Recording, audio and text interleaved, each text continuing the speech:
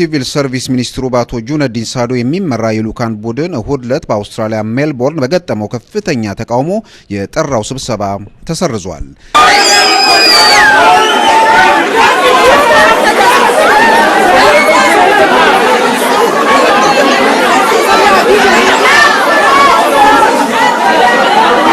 ከፍተኛ የፖሊስ ኃይል የተገኘ ሲሆን የሀገሪቱ ቁጥር 1 የቴሌቪዥን ጣቢያ የዜና ሽፋን ሰጥቶታል።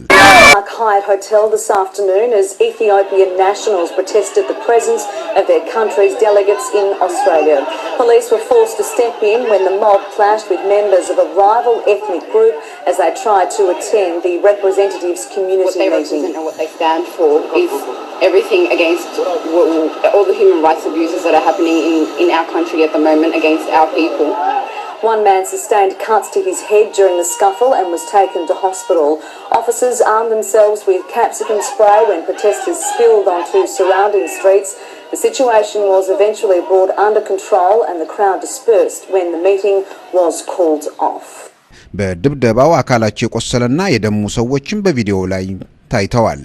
ለስብሰባው የተመረጠው ባለ 5 ኮከብ ሀያት ሆቴል ለግማሽ ቀን ስራ ለማቆም መገደዱም ታውቋል። በሲቪል ሰርቪስ ሚኒስትሩ ባቶ ጁነዲን ሳዶ የሚመራውንና አምባሳደር ማርቆስ ተክሌን ያካተተውን ይህን የመንግስት ልኡክ ለመቃወም የኦሮሞና የሶማሌ ኮሚኒቲዎች ከሌሎች ኢትዮጵያውያን ጋር በአንድነት በመተባበር ያሰሙት ተቃውሞ ታይቶ የማይታወቅ ሲሉ ኢትዮጵያውያን የገለጹ ሲሆን በውጤቱም መደሰታቸውን አመልክተዋል።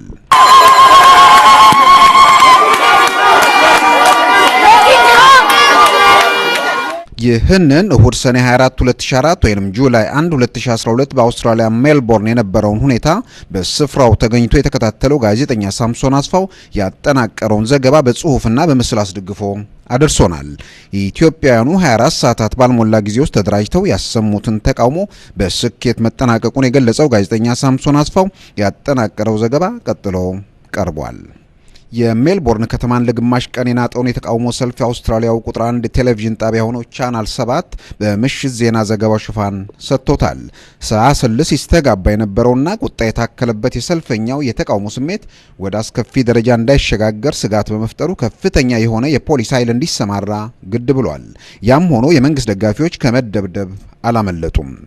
የሜልቦርን ኢትዮጵያዊ በኢህአዴግ መንግስት ላይ ያለውን ጥላቻ ጠንቀቀው የሚያውቁት ስብሰባውን ያስተባበሩት የኢህአዴግ አባላትና የመንግስት ደጋፊዎች ይህን መሰሉን ተቃውሞ ለማስቀረት የተለያየ 3 የስብሰባ ጥሪ ወረቀት በመበተን ለማደናገር ሞክረው ነበረ። ያም ሆኖ ኢትዮጵያዊ ወገን ቀደም ብሎ በሶስቱም የተለያዩ ቦታዎች በላካቸው ቃኞች አማካኝነት ትክክለኛውን የስብሰባ ቦታ ለይቶ በማወቁ ተጠራርቶ ወደዚያው በመትመብ እቅዳቸውን አክሽፎባቸዋል። ስብሰባው ሊደረግ የነበረው በሜልቦርን ከተማ መሃል በሚገኘው ፓርክ ሀያት ሆቴል ነበረ።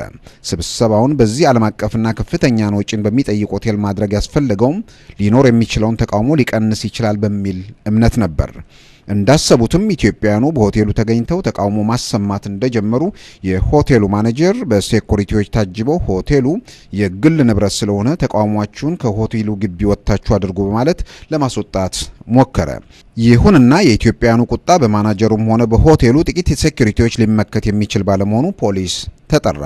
ፖሊስም ተቃዋሚውን ከግቢው ለማስወጣት እንደማይችል ገለጸ። ይሁንና እየገነፈለ የመጣውን ቁጣ ለመቆጣጠር ተጨማሪ የፖሊስ ኃይል አስፈለገ። ሰልፈኛው ከያዛቸው መፈክሮች መካከል ግድያ ይቁም፣ መለስ ፋሽስት ነው፣ ሁሉም የፖለቲካ እስረኞች ይፈቱ የሚል ይገኝበታል። በጥሩምባ በታጀበ የህብረት ድምጽም ነጻነት ነጻነት የሚለውን ቃል እያስተጋባ የመንግስት ደጋፊዎችን በተመለከተ ቁጥር ደግሞ ሌባ ሌባ ማለቱን ቀጠለ።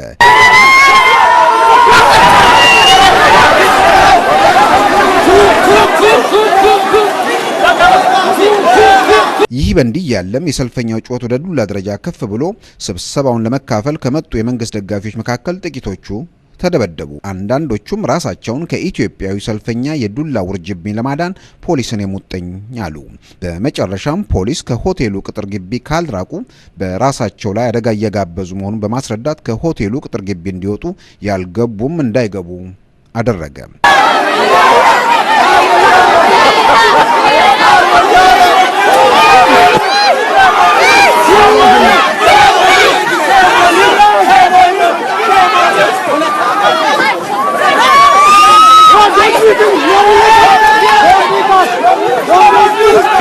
ለስብሰባው የመጡ ነገር ግን ወደ ሆቴሉ ከመግባታቸው በፊት የተቃዋሚውን ቁጣ ከሩቅ መገንዘብ የቻሉ ደጋፊዎችም ድምጽ አጥፍተው ወደ መጡበት ተመለሱ። ሰልፈኛው አካባቢውን ቀውጢ አደረገው። ለህወሓት ኢህአዴግ መንግስት ደጋፊዎች የነበረው አማራጭ ስብሰባ መካፈል ወይም ያለ መካፈል ሳይሆን ራስን ከተቃዋሚ ቁጣና ዱላ ማዳን ሆነ። ዓለም አቀፉ ሆቴል ከግማሽ ቀን በላይ ተዘጋ። በሆቴሉ አቅራቢያ የሚገኘው ዋና መንገድም እንዲሁ።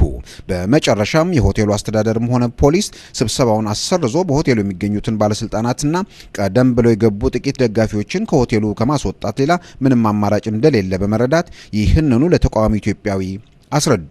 ስብሰባው እንደማይደረግና ሰዎቹም እንደሚወጡ ተነገረ። ባለስልጣናቱና ጥቂት ደጋፊዎቻቸው ሲወጡ አደጋ እንዳይደርስባቸው ፖሊስ ኢትዮጵያውያኑን ሰልፈኛ መንገድ እንዲከፍት ጠየቀ። በዚሁም መሰረት በፖሊስ ታጅበው ወደ መጡበት ተመለሱ። ሰልፉም ከሚፈለገው በላይ በስኬት ተጠናቀቀ።